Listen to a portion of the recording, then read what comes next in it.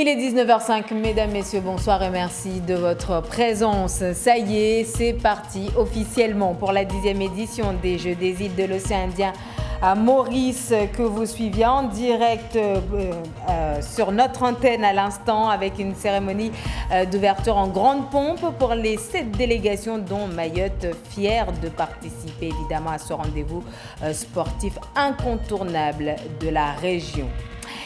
Les chiffres de la délinquance et de l'immigration clandestine dévoilés cet après-midi pour le premier semestre 2019, avec une baisse notable dans les cambriolages, la donne est tout autre par contre pour les agressions sexuelles entre autres.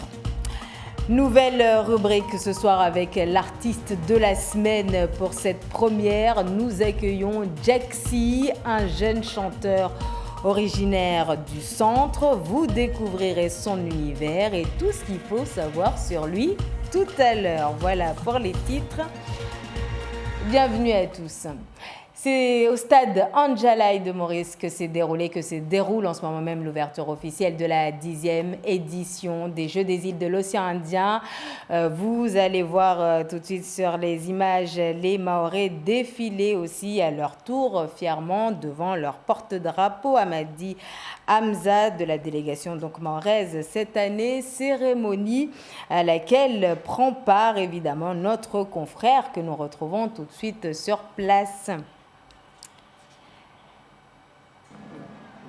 Voilà, c'est bien ce que je disais à l'instant. Vous voyez sur ces images le défilé de la délégation mahoraise, donc avec le porte-drapeau Hamza Amadi, sous un ciel plutôt couvert en fin de journée, donc à Maurice. Vous voyez donc Hamza Amadi avec le drapeau des Jeux de l'Océan Indien. Et tout de suite, nous retrouvons en direct de Maurice du stade d'Anjalaï Darwesh Daou qui nous attend en direct. Bonsoir Darwesh. Alors vous êtes sur place, vous avez suivi cette cérémonie, une cérémonie haute en couleurs, c'est bien cela?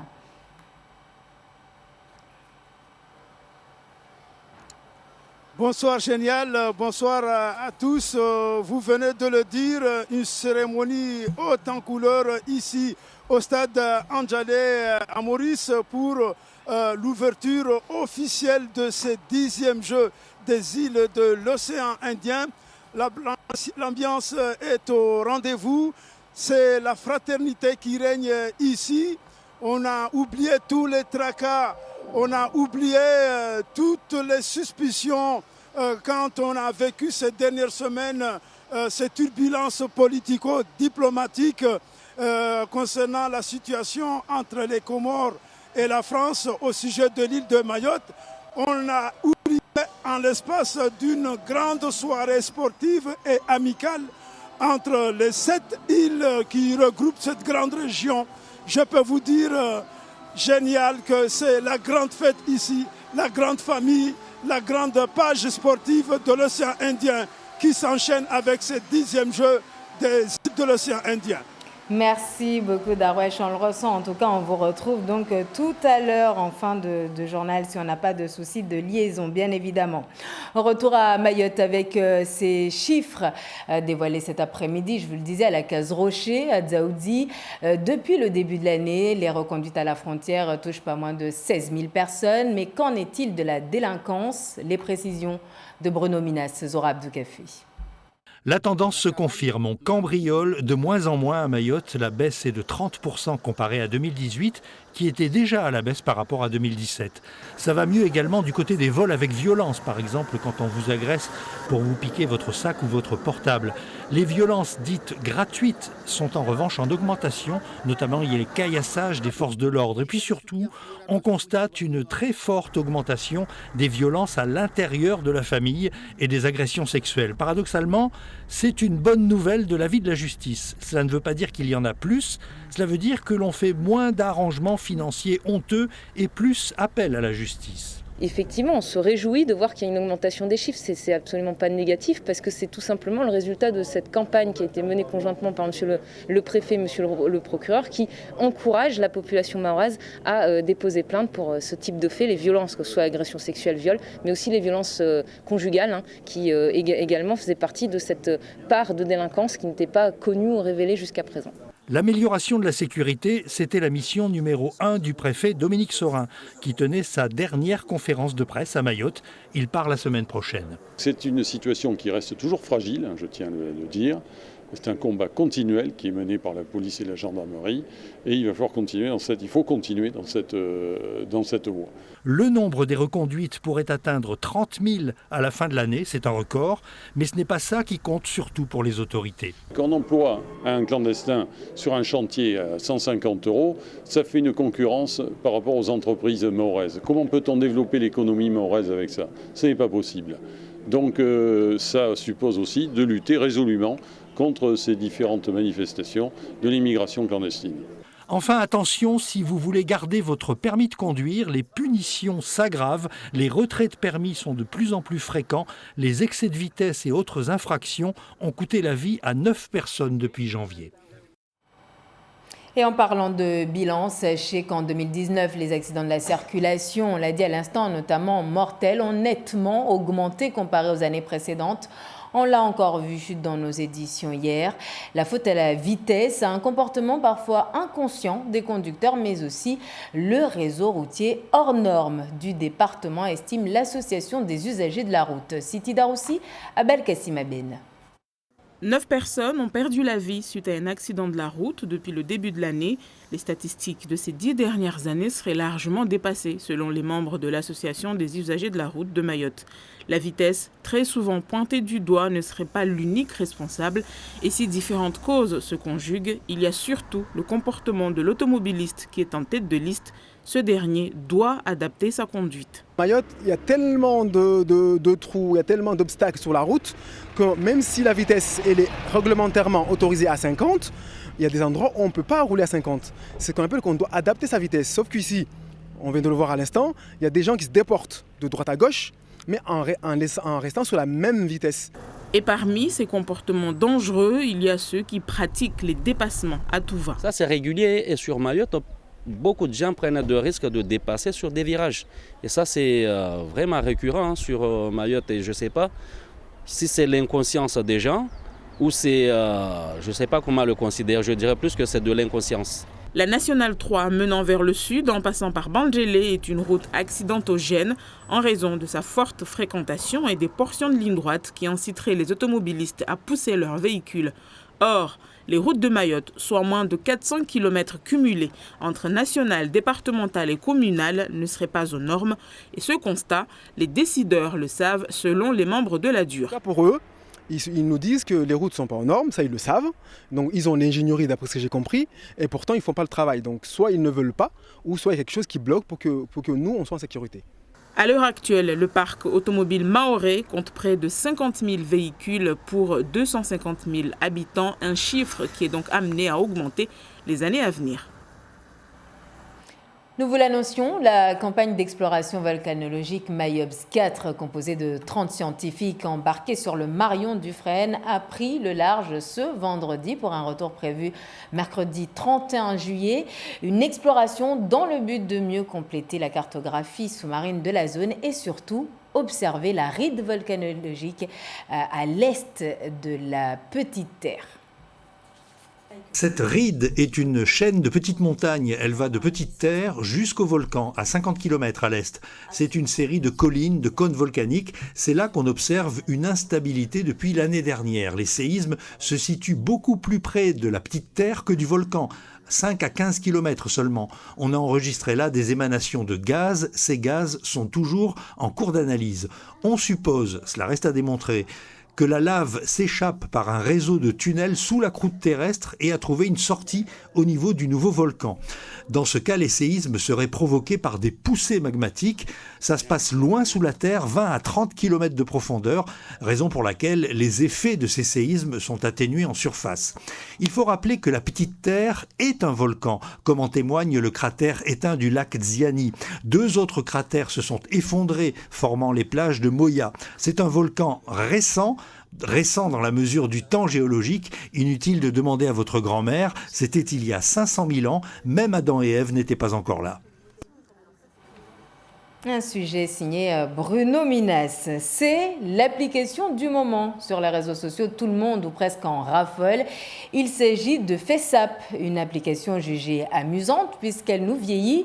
Mais quels sont les effets pervers de FaceApp? Réponse tout de suite avec Laurence Naon. Kylian Mbappé avec quelques décennies de plus, ça pourrait donner ça. Imaginez Marion Cotillard, ridée, ou encore Brad Pitt, cheveux blancs, et même Emmanuel Macron dégarni et grisonnant. Cette application sur téléphone portable fait fureur ces derniers jours. Elle est même l'appli la plus téléchargée depuis hier. Et les anonymes s'en donnent à cœur joie. C'était pour voir si j'allais ressembler à ma mère. Et du coup, la même tête. Vous avez la même tête que votre mère? Ouais, mais à 80 ans quand même. L'opération est d'une facilité déconcertante. Il suffit de rentrer votre photo dans l'application et d'y appliquer un filtre vieillissant. Mais problème, votre photo est téléchargée sur les serveurs à distance de l'entreprise. Effectivement, ça m'inquiète parce que c'est des photos personnelles et puis moi j'ai pas envie qu'on utilise ma photo n'importe où et surtout on peut même pas relire les politiques de confidentialité. Derrière cette application, une entreprise russe basée à Saint-Pétersbourg à laquelle vous cédez de fait vos photos. Il faut assumer le fait que vous allez offrir à cette entreprise la propriété de votre image en haute définition, sachant alors que vous ne maîtriserez pas les usages ultérieurs. Donc c'est une concession que vous faites en échange de ce service. Un sénateur américain très inquiet de cette dérive a officiellement réclamé par écrit une enquête au FBI. Il redoute une menace sur la sécurité nationale. En France, la CNIL, Commission Informatique et Liberté, recommande la plus grande prudence aux utilisateurs, mais demande aussi à l'application d'être plus transparente. De son côté, l'entreprise russe assure que les photos sont détruites dans les 48 heures. Parlons musique à présent avec un jeune qui nous vient tout droit de Chikoni et Mtsangamboa dans le Nord. Il s'appelle Jaxi, c'est notre invité ce soir dans notre nouvelle rubrique L'artiste de la semaine. Mais avant de nous entretenir avec lui, écoutez ça. Au-dessus de notre planète, le ciel bleu vire au gris. Dans ce monde flougué, sur mon épaule ma femme et ma fille. Donne-moi la force de tout reconstruire. Ce qu'ils ont détruit au fond de moi. Donne-moi la force d'aimer, donne-moi la force de fuir mon passé. Apparemment la vie est un argent. Jaxi, Mon Paradis, un clip à voir sur sa chaîne YouTube Jaxi officiel. Bonsoir Jaxi, bonsoir. Merci d'être avec nous. Alors pour ceux qui ne vous connaissent pas, puisqu'on est nombreux à ne pas vous connaître ici à Mayotte, qui est Jaxi, d'où vient-il et surtout quelles sont ses influences musicales? Jaxi, il vient de Chikoni comme vous venez de le dire et de Mtsangamboa. Et du coup ma musique elle est née en métropole en 2005 et du coup c'est mes grands frères qui m'ont inspiré d'abord parce qu'eux, ils font de la musique. Donc, ils faisaient beaucoup de roots. Il y en a un qui faisait du rap et du coup, il m'a initié. Et en fait, je suis parti avec la base du rap.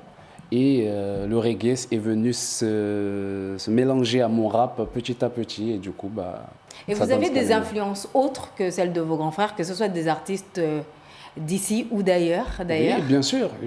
J'écoutais beaucoup Tiken Jah Fakoly. C'est un reggae man que je suis encore jusqu'à maintenant. Et côté rap, Ayam et puis des rappeurs justement de province, de Bakar, je sais pas, il y en a très peu peut-être qui le connaissent. Bon, il a travaillé à l'époque avec Kerry James. Donc lui, il m'a beaucoup inspiré. Alors, je vous ai écouté, hein, que ce soit dans le rap, du reggae ou dans des mélodies un peu plus entraînantes, on va dire, certaines thématiques reviennent souvent dans vos textes, comme la recherche de l'amour, celle d'un parent, la solitude, le chaos autour de nous parfois. Pour quelles raisons vous chantez ce genre de thématiques? Est-ce que vous-même, vous êtes à la recherche de quelque chose ou avez-vous perdu quelque chose? Oui, j'ai toujours à la recherche justement de l'amour. Pourquoi? Parce que quand j'étais ici pendant mon enfance, moi j'ai jamais connu mes parents ensemble. Et donc du coup je pense que un coup je suis avec ma mère, et quelques années après je suis avec mon père pendant plusieurs années. D'où ces thématiques récurrentes. Voilà, et puis la débrouille aussi, parce que bon, on connaît bien, jusqu'à maintenant malheureusement on en voit encore des enfants qui ont mon âge, l'âge que j'avais justement à cette époque-là, qui sont encore dans les rues. Et j'essaye justement de les motiver. Malheureusement, il y en a qui n'arrivent pas et qui mettent fin à leur vie comme ça. Et moi, justement, j'essaye de leur donner quelques mots pour les soutenir et leur dire que justement, un jour viendra et un jour, quelque chose de bon arrivera pour... Et pour que les gens vous connaissent, est-ce que vous avez prévu une scène dans les prochains jours, enfin semaines, mois? Parce que je ne vous ai, par exemple, jamais entendu en tout cas, Jaxi joue quelque part. Est-ce que ça s'est déjà fait d'ailleurs à Mayotte? À Mayotte, non. J'ai essayé de chercher, mais je sais que moi, je suis assez timide pour aller vers les gens. J'ai du mal un petit peu. Donc vous faites votre musique dans votre coin, sur YouTube, et puis c'est tout. Non, mais vous n'allez pas à la rencontre? J'ai tourné en France beaucoup. D'accord. Mais il y a toujours des personnes qui m'entourent, comme la personne qui m'a accompagné ici ce soir. C'est cette personne-là justement qui gère tout ce qui est aller vers les gens, me vendre, essayer de motiver les gens pour me booster. J'ai beaucoup fait de concerts en France. C'est pour ça que là aujourd'hui à Mayotte, c'est mon but. Là-bas, j'ai fait mon nom. Ici, j'ai besoin que votre public mahorais vous connaisse. On espère en tout cas que votre appel sera entendu et que vous aurez des collaborations ici. Merci beaucoup Jaxi d'avoir été avec nous. Alors pour tout savoir sur l'univers de Jaxi, rendez-vous donc sur sa page officielle YouTube, Jaxi officiel. Et on referme cette rubrique avec un autre morceau de vous. On écoute un extrait de Quand ils me parleront de toi. Après tant d'années de désespoir, à m'apitoyer sur mon sort. Désormais mes pensées embrassent le confort. Tu fais de moi l'homme le plus heureux du monde. Le plus joli des diamants, plus joli. Le plus joli des diamants, plus joli. Oh mon papa, que vais-je dire à mes enfants quand ils me parleront de toi? Je ne sais pas, moi je ne sais pas. Espoir.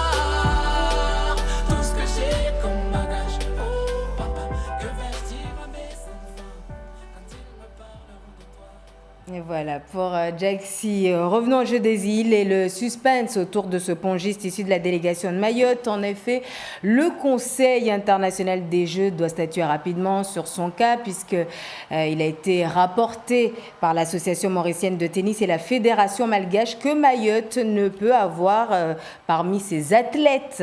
Un athlète belge, en effet, Vita Kilomo, aurait participé à de nombreuses compétitions en Belgique et aurait même la nationalité belge.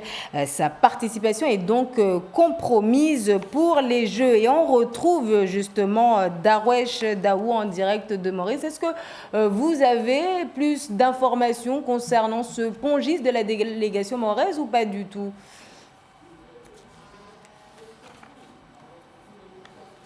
Oui, génial.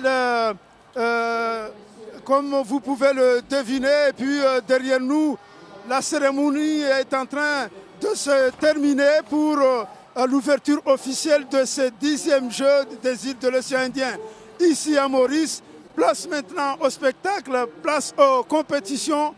Concernant nos représentants, après la belle victoire hier en football face aux Comores, demain l'entrée en lice des pongistes à Beau-Bassin avec une grande chance de médaille d'or avec Kilomo Vita qui représente toutes les chances de Mayotte parce que je rappelle que Kilomo est le 2e meilleur joueur de la Belgique, mais d'abord il est mahorais Ensuite, le football, nous allons encore retrouver nos bleus, blancs, rouges, les joueurs de Mayotte avec leurs beaux équipements. En haut, on a le bleu, au milieu avec les shorts le blanc et le bas le rouge.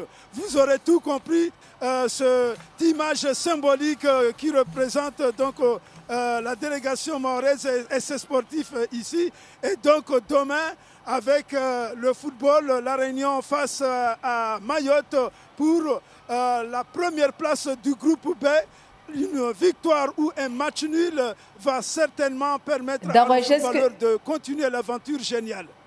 Et au niveau des basketteurs, Darwesh, est-ce qu'on... Vous pouvez nous donner le programme juste avant de nous quitter? Nos basketteurs, je sais que vous alliez me poser la question. Tout Mayotte attend aussi nos basketteurs, notamment dans la catégorie masculine. Alors ce sera dimanche prochain à Phoenix avec le pays hôte. Donc ce sera face à Maurice et croisons les doigts. Mais les Fundis chez nous disent qu'il y a en tout cas un semblant, mais surtout une sérénité et une stabilité morale pour les basketteurs mahorais parce qu'ils sont les favoris de cette compétition. Merci beaucoup Darwesh pour toutes ces précisions. Darwesh Daou en direct du stade Andjala à Maurice. Et je vous rappelle avant de nous quitter la cérémonie d'ouverture de ces 10e Jeux de l'océan Indien à Maurice au stade donc à Andjala que vous avez suivi en direct et qui vient de s'achever et qui s'achève à l'instant. Les Mahorais vêtus de bleu étaient tous derrière Hamza Hamadi, le porte-drapeau de cette année. En tout, plus de 150 athlètes pour tenter de porter haut les couleurs de l'île au parfum. Merci encore de votre attention. On se retrouve tout de suite pour le journal en mahorais. Excellente soirée à vous.